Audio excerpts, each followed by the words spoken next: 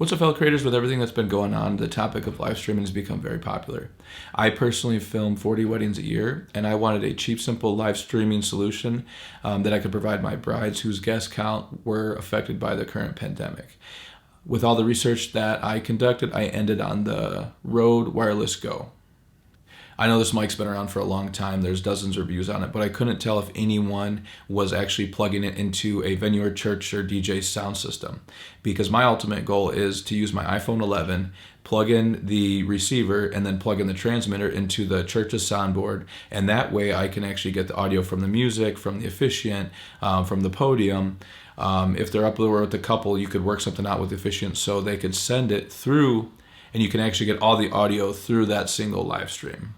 To save you some time watching this video, you absolutely can. You can hook it on the officiant, run it back to your camera or phone, and you get that single source of audio. You can also take that off, take it back to the soundboard, and anything coming out of the board, you can send that to the receiver. And in my case, will be my phone, which will allow me to do the live stream, or you can have that sent into your camera as well.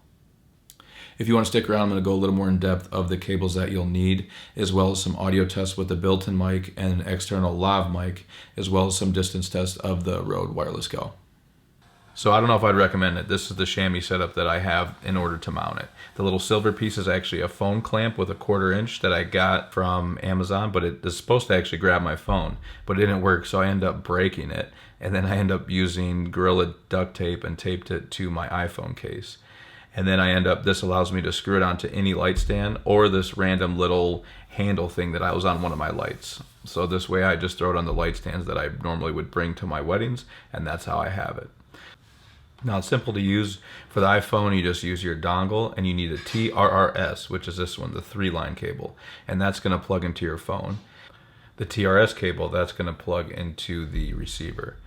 If you want to plug it into the board, this is kind of mimicking how you would do it for a DJ setup. You're going to use a TRRS cable into the transmitter, and then you're going to use whatever connection you need. This is a 1/4 inch, and that basically you're going to plug it into any output that's on the DJ board. Typically, I would look for a headphone jack, which this 1/4 inch would work well. You just plug it in. Whatever comes out of that headphone jack is going to be sent to your phone. It is crazy windy right now, so this is probably the worst case scenario. You can see the tree behind me, but I used a little fuzzy. This thing is actually terrible. It comes off super easy. But what I'll be doing now is just kind of some distance test. I'll be walking all the way down, just seeing when it's going to come off. And then I'm going to use a lav just to compare the different sources of audio. So the first test, I'm just going to start walking and just see when it cuts out. And of course, yeah, it fell off right there. This thing is terrible.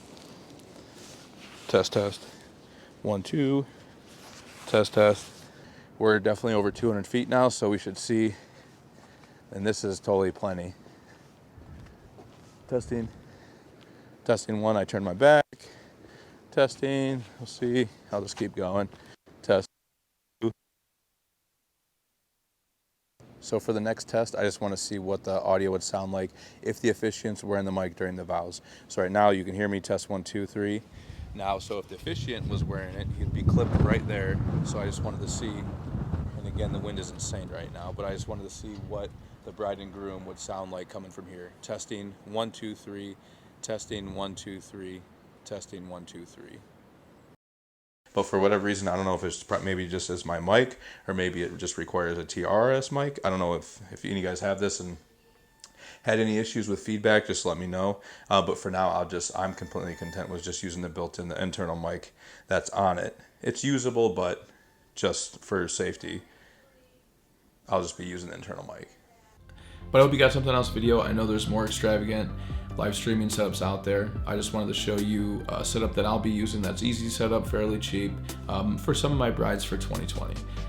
Anything that you've seen in this video, I'll leave it in the description below. If you like this video, give me a thumbs up, and I'll see you next time. Thanks.